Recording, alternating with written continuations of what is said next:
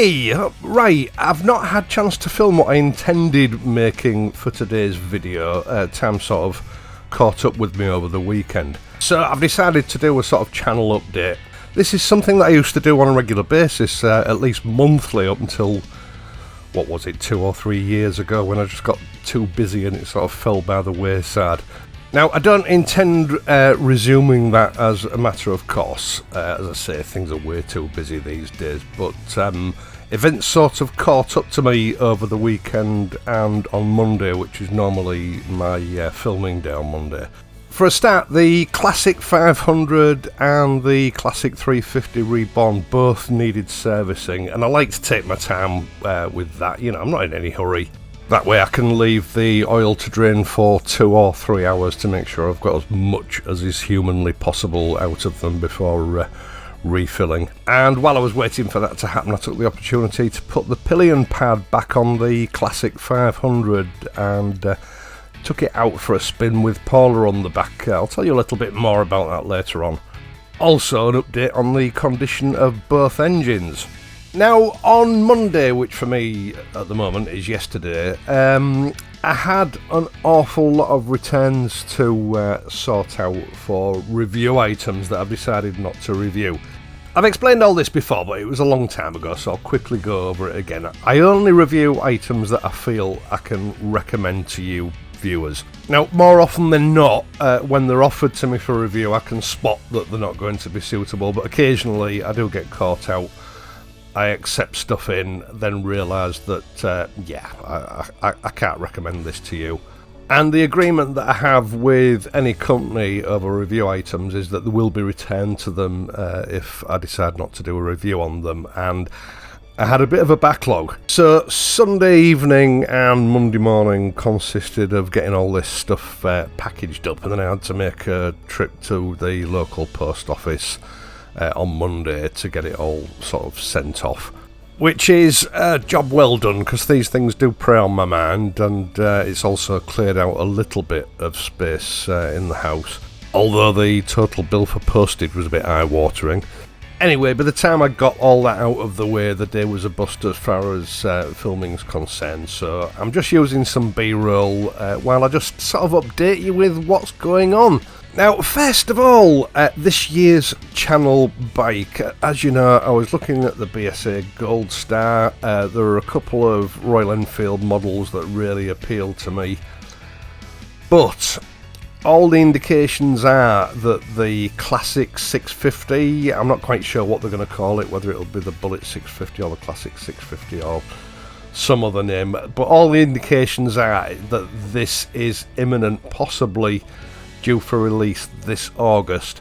Now, even if it is, I can't see it really being on the showroom floors here in the UK until the beginning of next year, although I might be wrong, it might not be released at all, we don't know what's going on, but it strikes me that this is the next bike for this channel. I've commented so many times in the past in different videos that, you know, the 650 twin engine in a Classic or Bullet type model is, for me, the ultimate bike. I've decided to save my pennies and see how that pans out rather than jumping into another bike and then, well, you know how it is, you sort of look at what you've got and then look at what you could have had, and you regret it, and I don't want to regret it, and I've got plenty to be getting on with anyway, so that is the plan as far as that's concerned. Watch this space.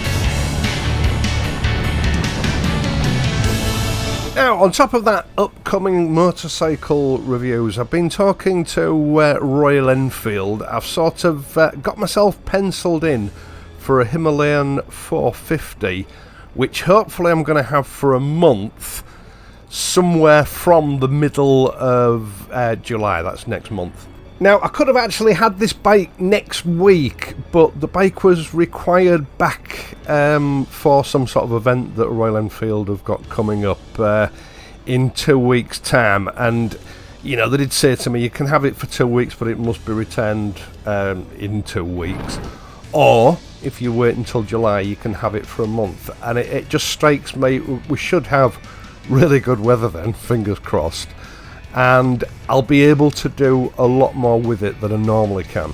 So you'll have to content yourself with all the reviews based on a half-hour ride for now, and I'll try and produce something a little bit more comprehensive coming up in about a month's time. And it gets even better. On the return of the Himalayan 450, Royal Enfield have tentatively promised that they can supply me with a Bullet 350 for a few weeks.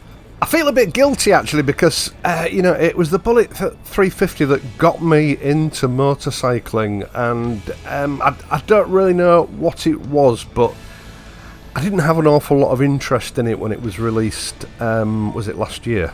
But in recent months it started to intrigue me a little bit, so it's time to put things right and get a proper review done of that bike. Now, best plans of mice and men and all that, this is the plan at the moment. Things could change, so please don't shoot me if these two reviews don't come off, but that is the plan at the moment.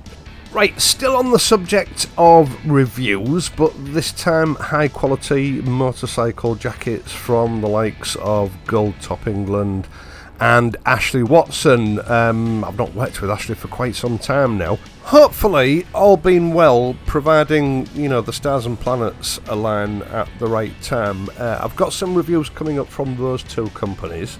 Now, the Gold Top review, I've actually been talking with Gold Top about this since about February time, I think, but it's been held back because of stock availability issues, and actually I do need to chase them up on that, see what's happening. But yeah, a couple of items there. I've also got the latest version of the Fuel-X Lite for the Classic Reborn 350, which I'm hoping to get done this week. If not, it will be next week, but I've got that in hand ready to go. Now, just a quick word about subscriptions, etc. Things have really accelerated this last month or so. I always used to leave the sort of request for likes and subscriptions until the end of the video, because I always felt that was the polite way to do it. But I started inserting it nearer the beginning of the video, and wow, what a difference that has made. Now, a few people have complained about this. Yeah, live with it, because I'm not going to change it. Yeah, so please, if you enjoy this video, leave a like and subscribe to the channel, and ensure that your notifications are enabled so that you will receive updates whenever I upload a new video. Also, check that your subscription status is still live. We've still got this ongoing problem with people being unsubscribed, and they don't know why. I've had quite a few people sort of chipping in the comments actually think that they think they know why it's happening, but there are several different theories. I don't know which one's correct. But it is just worth checking your subscriptions on all the channels that you follow, just to make sure that you are still subscribed. It does help the channel's interaction with the YouTube algorithms, which in turn helps me. Also, if you'd like to help out in other ways, you can do so through my Patreon page, through PayPal donations, or via the Super Thanks button down below. Either way, it's much appreciated. Which takes us on to the servicing of the Classic 350 and the Classic 500.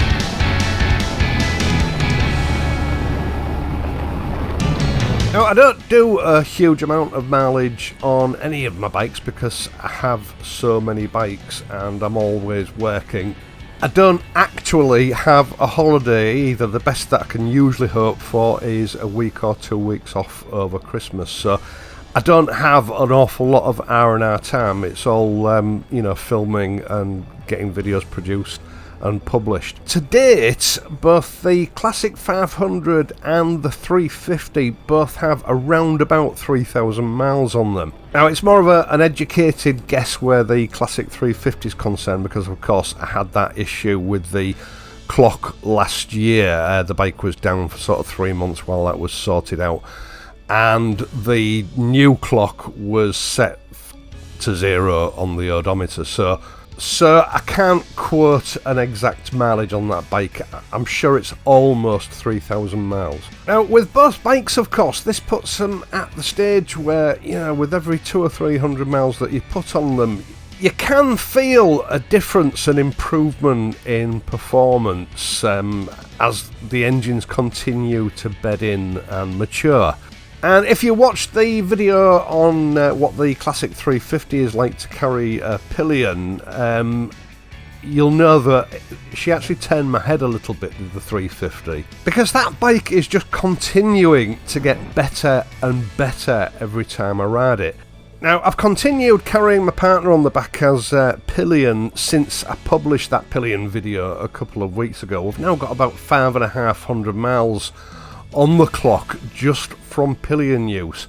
And I have to confess, I've seen the most remarkable improvement in performance during that time, that last 500.5 miles. And I think carrying a pillion has really loosened it up. Now, this got my mind working, especially after that pillion video, in that most of the reviews we see are people, short-term reviews, you know, half an hour, on a near as damn it brand new bike with a very tight engine. Now, when I reviewed the Meteor 350 some years ago at Hitchcock's Motorcycles, that bike had something like 47 miles on the clock. I was on quite restrictive roads, you couldn't go fast, and in any case, out of respect for Hitchcock's and the bike itself, I kept the speed down. And it was a similar-ish situation with the Hunter 350. I think that had about 340 miles on the clock when it was handed over to me,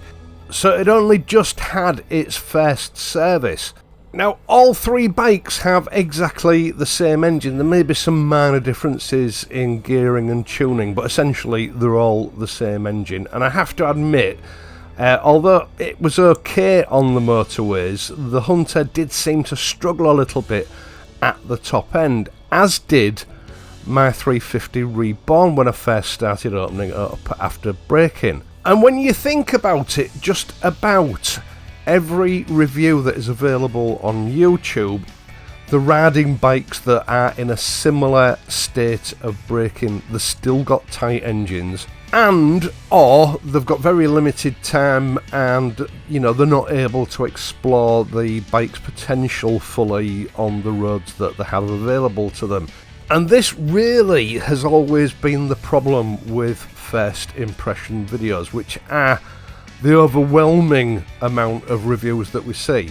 And the problem with that is these glorious little single cylinder motors don't start to really shine and show their full potential until they've got around 2,000 miles on the clock, at which time they're much more eager to spin up, they're much smoother, and they start to achieve terminal velocity much quicker than they did before, and much easier for that matter.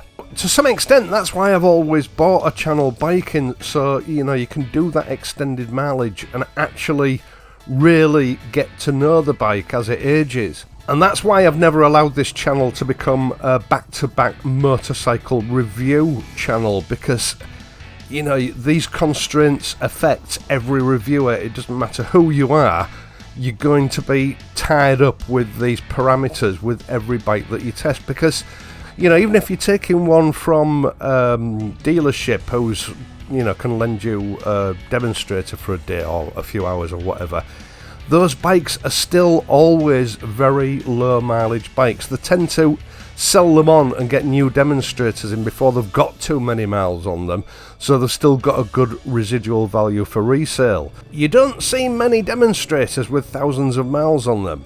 Now, what you've got to remember is that larger bikes, like say 600cc's plus, they're not affected in the same way. You know, your very first sort of running speed is probably 60 or even 70 miles an hour, depending on what it is, which is about as fast as you can legally go most of the time, unless you're on a dual carriageway or a motorway. It's a bike that probably has a top speed in excess of 100 miles an hour, which is something you're never going to be able to test.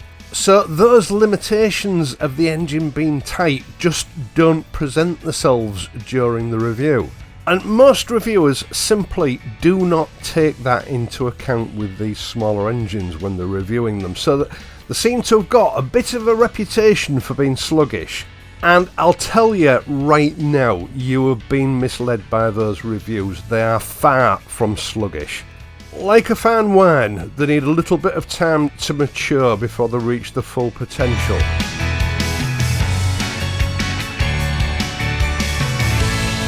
Now, running any motorcycle in is, I know, a tedious operation. I can't think of anybody who's ever told me that they enjoy it, and I think it's probably more tedious on these small bikes than on, larger machines. To the point where I'll admit it, because it affected me, you start to get a bit bored with them. But I tell you what, and I think any J-platform owner will tell you if they've got a few thousand miles on their bike, these bikes really do reward you the older they get. So just bear that in mind if you've considered one of these and written it off based on the short-term reviews that you've seen here on YouTube or elsewhere. Now, servicing of the Classic 350 and the Classic 500. I think on the Classic 350 this will be the third oil change that I've done. It's never done much more than a few hundred miles on each sort of oil change, but obviously, these bikes during the winter when they're standing do suck in moisture, which gets into the oil and degrades it. So I would always stick to the 1 year interval irrespective of how much mileage you actually do. That's not to say that you can exceed the mileage, obviously. It's just that, as I say, if you're only doing a few hundred miles a year, you should still be doing your oil change yearly. Now, on this occasion, I opted not to check or adjust the tappets. I have done the previous services, but after the initial setup at its first service, those values have not changed on this bike. I think I certainly need to be checking it at the 6,000 mile interval, because that's what Royal Enfield ultimately recommend. But I found, although they do need resetting after the first or at the first service, you don't really need to touch them much after that. I found the same with the Interceptor, which has the same setup, although it's got a couple of extra valves. And the oil, although slightly discoloured, was still looking really well. It wasn't dirty. The secondary filter was clean as a whistle, there was nothing in there. And as has been the case throughout my ownership of this 350, there are no metal particles in the oil or, detectable anywhere at the oil change stage. These are really clean engines. Really well engineered motors. Royal Enfield are at the top of their game at the moment. I've actually managed to do another 100 miles since changing it on Saturday, I think it was, and the oil still looks like it did when I first put it in. So yeah, great bikes. I cannot fault these 350cc singles. Now, the old Classic 500 is a slightly different kettle of fish, of course. I think this engine was designed back in about 2007, 2008. It's from another era. She does dirty her oil up a little bit more than the Classic 350, but it's not bad. And there was a fair amount of metal dust to clean off the various magnets at the oil change stage. As you know, you've got 2 drain plugs and 2 filters to sort out, one of which has a magnetised cap on it. All of which invariably have a very thin coating of dust-like metal particles. It's like a very fine dust. The only reason that you know the metal is, of course, because they've been attracted to the magnets. Now, I have, of course, for the last 2 or 3 years now, been running the Classic 500 on fully synthetic oil. Absolutely no problems with the bike whatsoever. And, of course, those tiny metal particles are an indication that she is still going through a healthy sort of process of running. As the miles roll on this bike, I can tell a difference in the way it runs. Once again, it is freeing up. The vibrations, which weren't horrendous in the first place, are diminishing. I've had owners that tell me that these bikes are not fully running until they've done, getting on for 10,000 miles, and I can well believe that. Again, the secondary filter mesh was clean as a whistle, nothing in there to be concerned, well, nothing at all really. It's a bike that will easily exceed 80 miles an hour with a pillion on the back. And talking about pillions, while I was waiting for the oil to drain out of the 500, I put the pillion pad back on and located the foot pegs and refitted them. And my partner needed to go somewhere late Sunday afternoon, so we went on the Classic 500. She enjoyed it, but she doesn't like it as much as the Classic 350. And I've got to admit, riding these bikes back to back with a pillion, the Classic 350 is definitely roomier. There seems to be more space for both of you to sit, and it's a lot more comfortable. Although, having said that, the 350 has the touring seats fitted, and the old 500 just has the standard seat and pillion pad fitted. So, they might be partly responsible for the difference in comfort, but I don't think it makes a great deal of difference. As I've said, the main thing that is noticeable is that passenger and rider seem to have a lot more room on the Classic 350 to move about in than 500 does. The Classic 500 actually feels smaller when you're riding it. I'll never part with her though, it's till death do us part, I think. Now, just one thing to cover off before I let you go. Obviously, when it came to doing these oil changes, I bought the oil filter kits in from Hitchcock's motorcycles. They're brilliant because they take all the guesswork out of it. You get your filter, you get all your O-rings and seals that you're likely to need in a full service, and you also get your copper washers for the sump plugs. Now, I still have the Interceptor 650 to do probably next weekend. Now, I'm not going to have a chance between now and then. But these kits are a great idea. Normally, you'll buy the filter separately, then you'll have to source the O-rings, then you'll have to find out what size copper washer you need. It's just great that they're all in one place on Hitchcock's website. And I actually ordered these directly through Dan at Hitchcock's, and he brought something to my attention.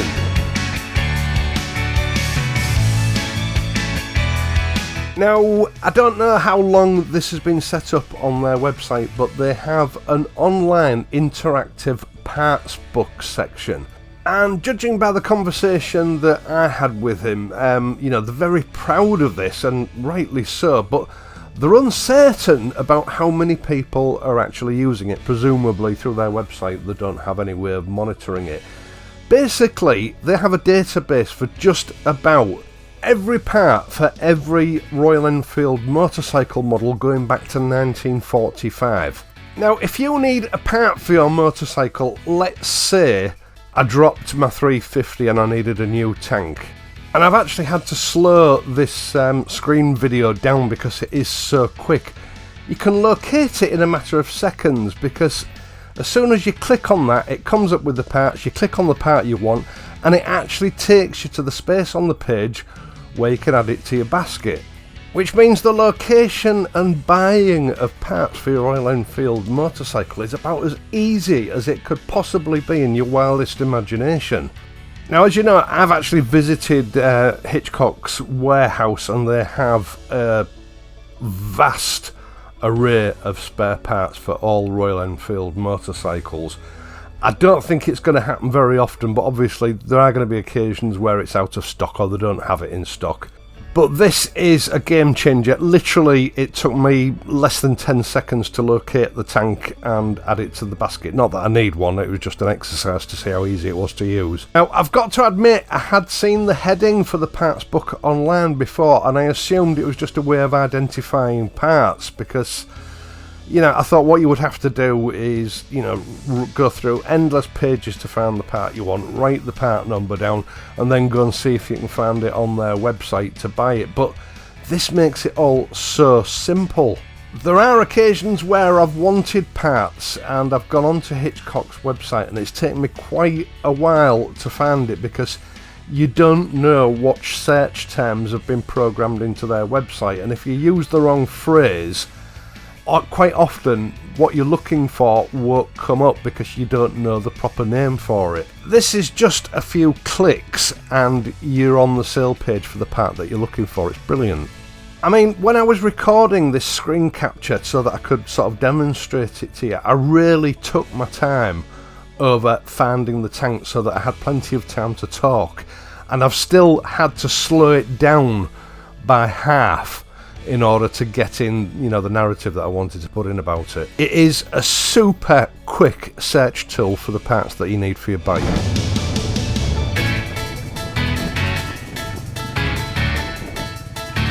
Right, once again, thank you so much for taking the time to watch this and my other videos, and in doing so helping to support this channel. I really do appreciate it.